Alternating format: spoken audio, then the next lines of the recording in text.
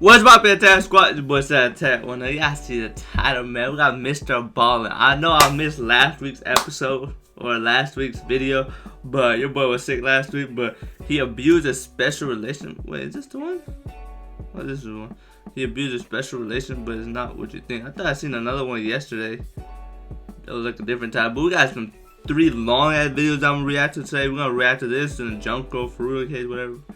I'm sorry to mispronounce your name, I'm sorry, but we're gonna check that one out. And then 10 cold cases, 40 minutes, I'll probably split that in half. But hit that subscribe button if you wanna see those videos, and I'm gonna drop those like around the same time, probably a couple hours after this one. So hit that subscribe button, man. You're already here, so hit that subscribe button. Deity, so God or a god, becomes actively involved. What is the title? He abused a special relation, but it's not what you think. Affairs here on Earth. Now, of course, we don't know if divine intervention is a real thing, but today's story certainly offers compelling evidence that it might be. But before we get into that story, if you're a fan of the strange, dark, and mysterious delivered in story format, come to the right place, because that's all we do, and we upload once a week. So, if that's of interest to you, please use all your life savings to build this beautiful luxury home right on the coastline to be used as an Airbnb. And then finally, after years of work, when it's all done, tell the like button that they can stay in the Airbnb for the first time to the first guest, all for free. Go enjoy it. But don't tell them about all the human-hating, highly aggressive honey badgers you've hid under all the beds.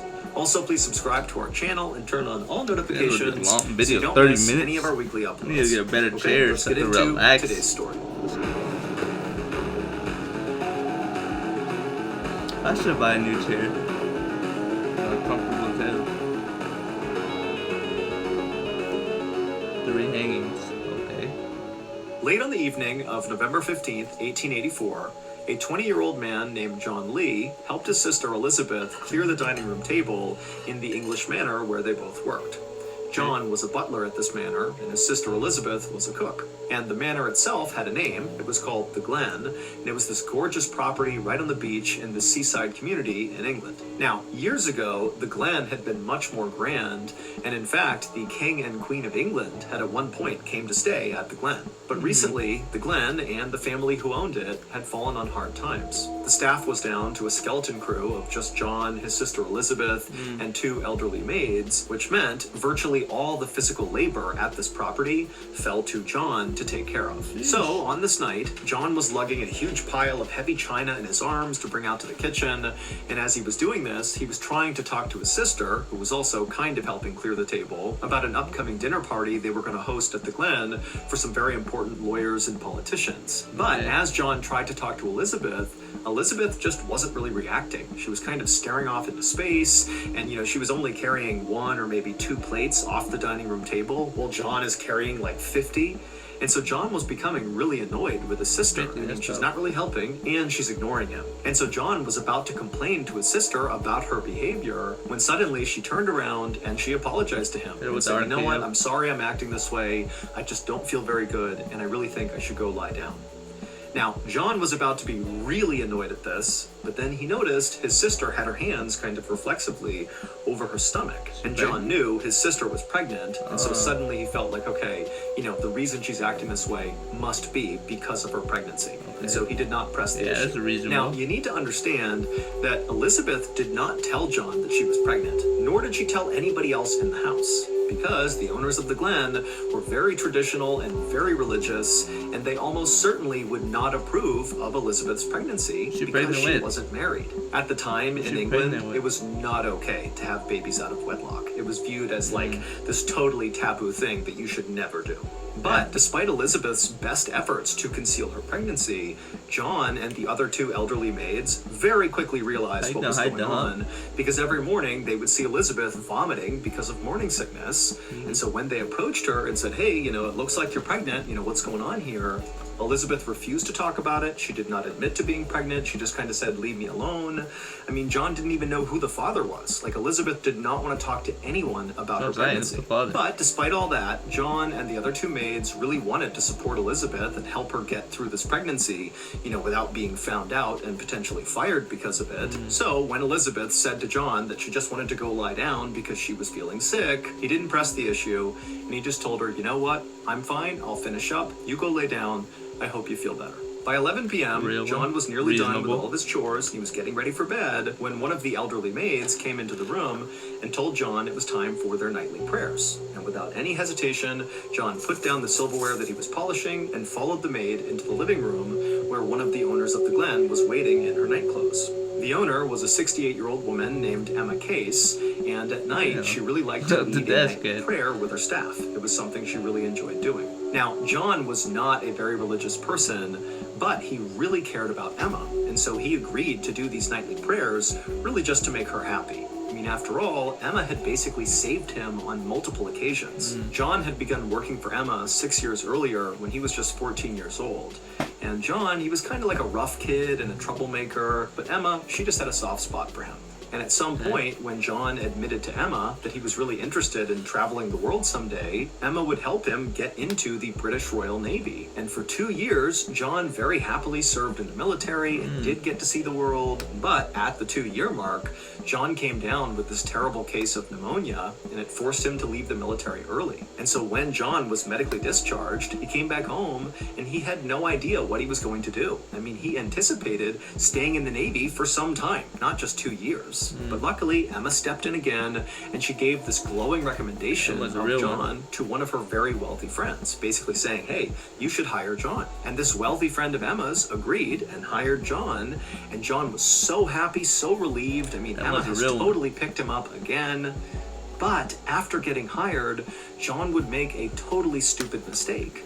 He would steal this really expensive plate from this wealthy friend. Why would you steal from a person that's wealthy? Like, are you not getting paid enough? Like, that's tough. Like, I feel like if you're working for a wealthy person, they're gonna pay you pretty well. You know what I'm saying? But like, why would you steal from a wealthy person? It's kind of crazy, especially if you work there. Like, I feel like they'll caught. And this wealthy friend, they didn't just scold John and make him give the plate back. They got the police involved, and ultimately John would be sent to prison for 6 months for the theft. And when John got out again, he was certain nobody was going to hire him. He just went to jail for stealing. But that was when Emma, for a third time, stepped in and helped John again.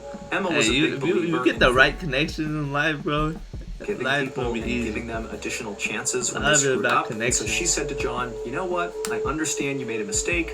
Why don't you come back to the Glen and work for me? You can be our butler. Some people don't even get second chances. I mean, he knew he did not deserve this chance, especially from Emma, who's now been done wrong by him. I mean, he got pneumonia, so it really wasn't his fault that he got kicked out the Navy, but I'm just saying. Times.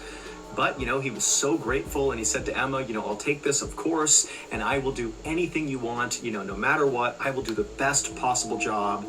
I'm not going to screw this up. And so far, that was exactly what John had done since coming back to the Glen. He did whatever Emma wanted, and that included nightly prayers. So on this night, after John walked into the dining room, he took a seat next to Emma at the table, and then after Elizabeth and the other 2 elderly maids took their seats at the table, they all held hands and they bowed their heads, and then Emma began to lead them in prayer.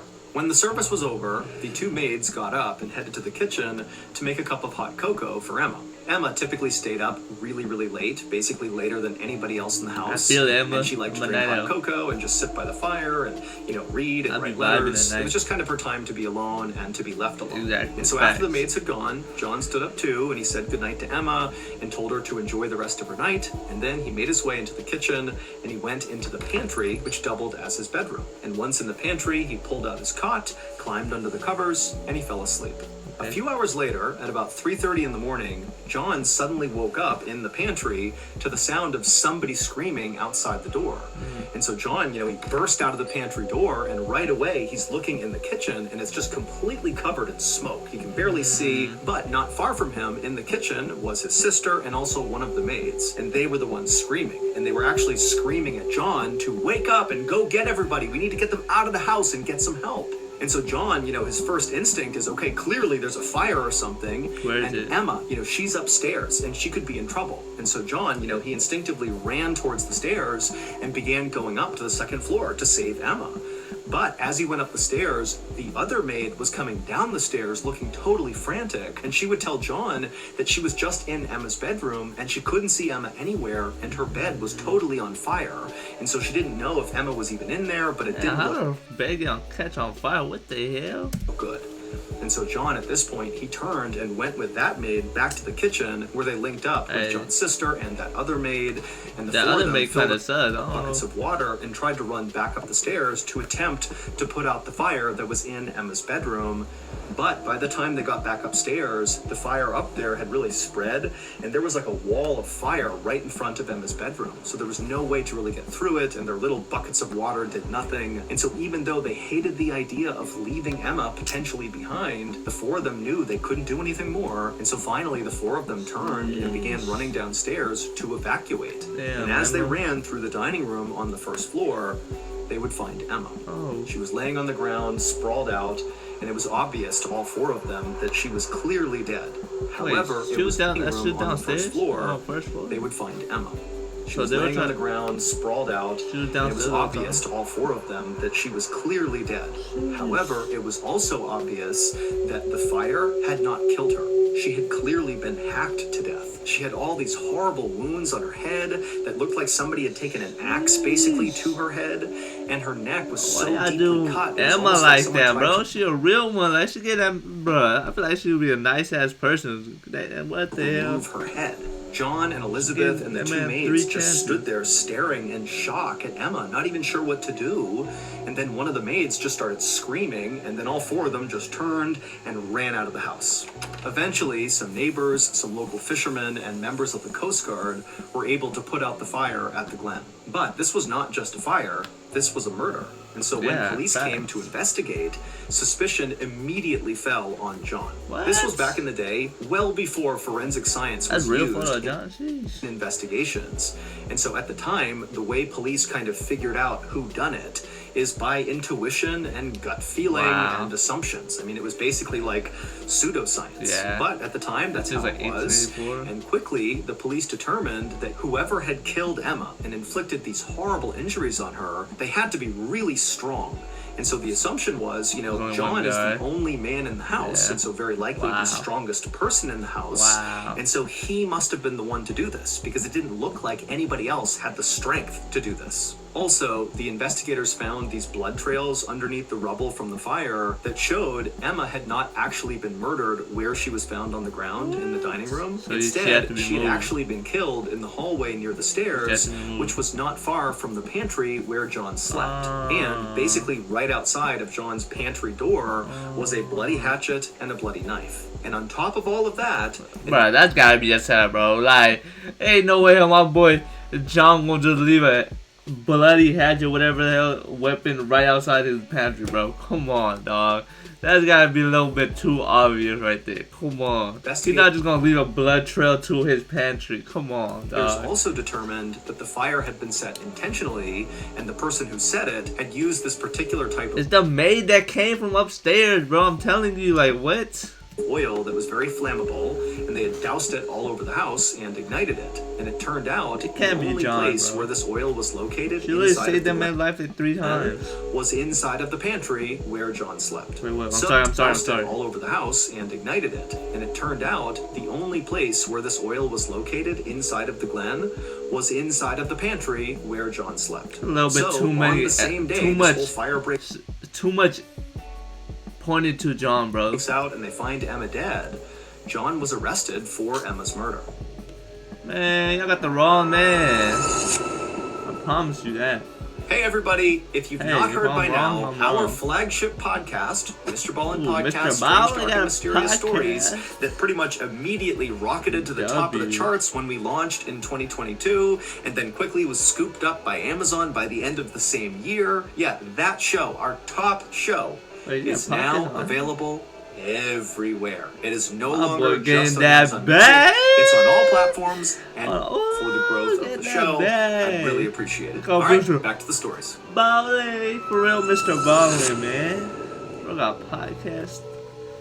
The next day, John was in his jail cell, and a guard came down the hall and rapped on the bars and told John he had a visitor. His lawyer was here to talk to him. But John was confused because he didn't have a lawyer, so he had no idea who this was. Who the hell? But regardless, the guard opened up the cell and led John down the hallway to this room, and when John walked in, he saw there was this man who was very well dressed and very handsome. He was sitting at this table, and clearly he was waiting for John.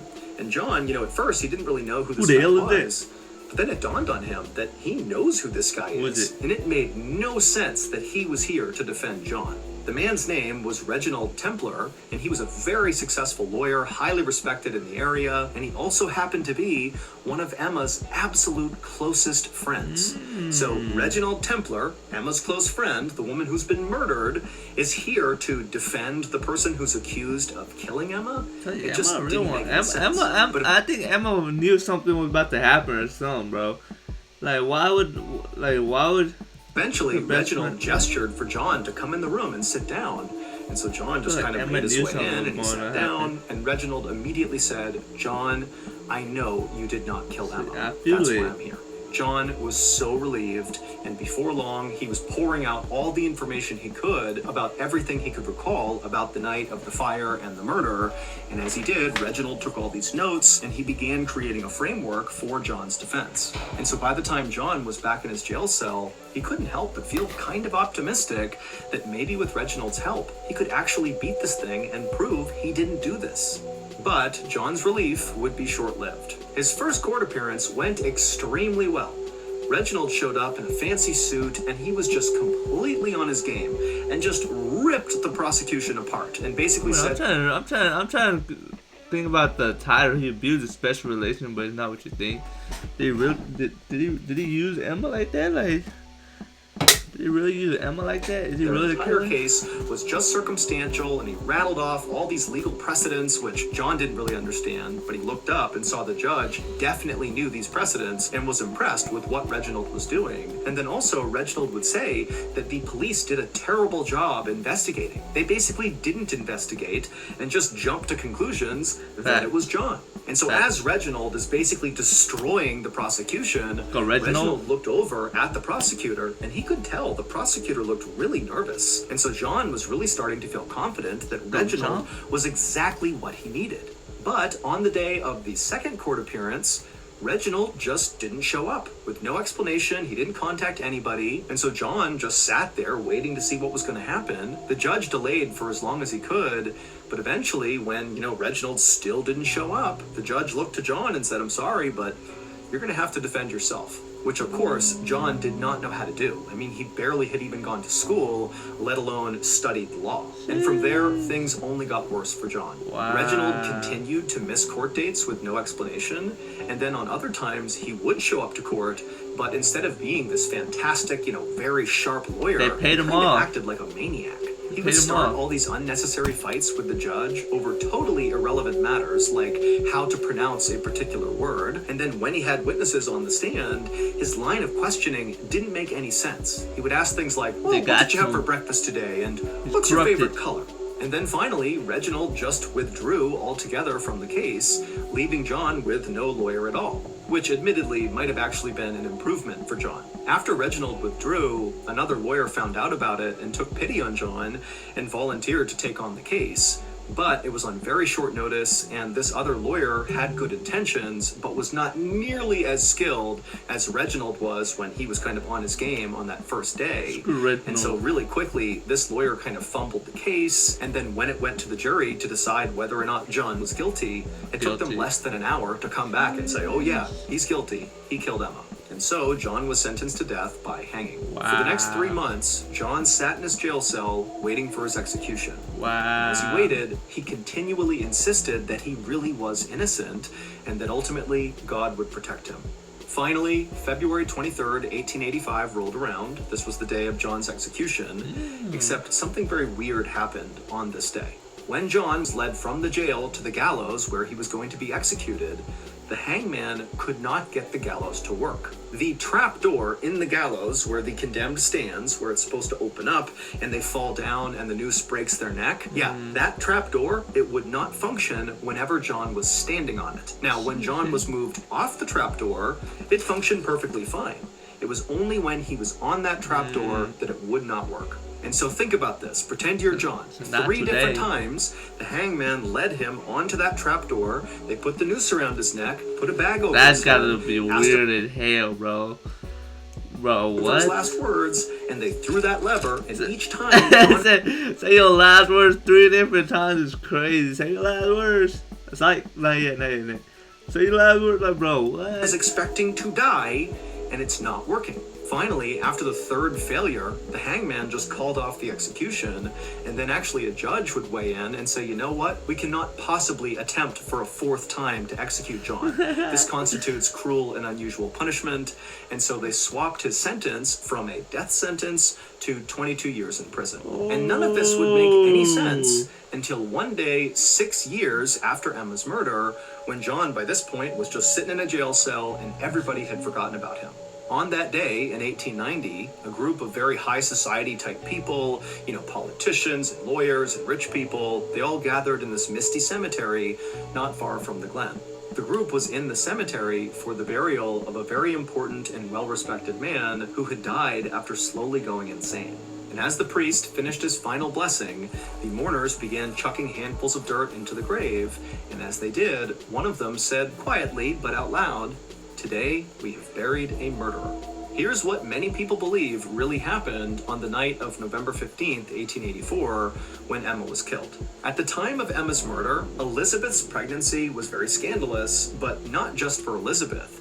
It was also scandalous for the father of the baby, the father who nobody knew except for Elizabeth. And it was scandalous for this father because, like Elizabeth, he was worried what society would think if they found out he was having a baby out of wedlock, especially with Elizabeth, who basically from a societal standpoint was kind of below his station. But despite all that, the father of the baby did not attempt to distance himself from Elizabeth. Instead, on the night of the murder, the father of the baby actually decided to sneak into the Glen to see Elizabeth. But Emma was still awake. She was up late, drinking her hot cocoa, writing and reading, and she heard the sound of the father coming into her home. And so she got up to go investigate, and she would eventually find the father up in the hallway right outside of Elizabeth's bedroom. Remember, Emma is very traditional, she's very conservative and religious, and she's seeing this strange man in her house clearly going into or coming out of Elizabeth's room, and she was so offended and angry, and so Emma just began screaming at this guy to get out of her house, and if he didn't, she was gonna... Man, how the hell wait, how many floors the guy? How did that boy not wake up from that? Tell the whole world about this illicit relationship, and then Emma walked up and hit this guy right in the face, and at this point, the father just snapped. Emma he flew into this rage and he began screaming back at Emma, and then he grabbed a hatchet that was on the wall right near the pantry, he pulled it off, and he brought it down right on top of Emma's head, and Emma crumpled to the ground. And the man, he's looking down at Emma, and he's... So this was never proven, but this is a theory, but oh wow. He's inflicted this horrific injury on Emma, and if she doesn't die, she's gonna tell someone, and then this father is gonna go to jail, if not worse. So, in a moment of panic, this father runs into the kitchen, gets a kitchen knife, comes back, and he finished Emma off. Once she was deceased, he dragged her back to the dining room where she normally did her reading and writing, and then he doused her and the whole house in that weird oil that he found in the pantry where John was sleeping, and after getting the whole house covered in it, he ignited it, and then he ran out of the house. John, a heavy-ass sleeper. He's like me, though. I'm a heavy-ass sleeper. How you not... Years, Emma's killer felt so bad about what he had done, both to Emma and then nearly killing Elizabeth and his unborn child, that he went completely insane, and this caused his physical health to totally fail, and he died. But right before he died, as he's laying in his deathbed, he began ranting and raving about all the things he regretted in his life, including murdering a woman at a big, beautiful seaside estate. Basically, he was admitting to killing Emma, and he did it in the company of all the people who would then be at his burial, and so that's why as they're throwing the dirt onto his casket, they're saying, "Today we buried a murderer." The killer's identity was none other than Reginald Templar, John's lawyer. Oh wow. Oh wow. That's crazy. That's crazy. What? What? I didn't put two and two together. Wow. No. Wow. That's crazy. That day, man. Mr. Ballen never disappointed. That's Reginald crazy. took John's case because he felt guilty and wanted to prevent an innocent man from going to jail. But I thought they said he was and much close friends. So when the guy Or if he just wanted to sabotage John's case to ensure he did go to jail to protect himself, like, we don't know. Either way, though, it was during the course of this trial. That's why he took the case. What do you mean? He took that case, pretend like he was a good lawyer for the first date, and then made sure that boy lost and was found guilty for that kill, bro. He did that on purpose, bro. Like, Reginald began his descent into madness, which would ultimately lead to his death. Some people believe the reason the gallows malfunctioned every time John stood on that trap door and it wouldn't open was because of divine intervention. That God or a god or some deity came to Earth and literally interfered with the execution to spare John's life. And the reason people think that is because John really was an innocent man and he did not deserve to die. John would serve all 22 years of his sentence. I wasn't even thinking of Reginald. I was like, bro, when he was talking about the father, I was like, bro, what? And then when he got out, he became famous for being the man who could not be hanged. Hey, John would eventually get married and he would move to America, where he would live a very happy and quiet life until he died at the age of 81. Let's go, John. Wow, that's a Hey, good everybody, story, bro. Wow, it's only 23 minutes. Hey, check out that boy podcast, man. What does the comment say? He loved your video, my daughter. Wow. 12 years old? Yeah, what happened? The fact that John still had to be in prison after everyone found out that they said he was wasted. Facts. I lost my daddy. Jeez, what? Why are people passing these comments? But Road 2K, man, brother out, man. If you're still here, bro, just hit that subscribe because we're about to watch some other videos too. But mrballen, man.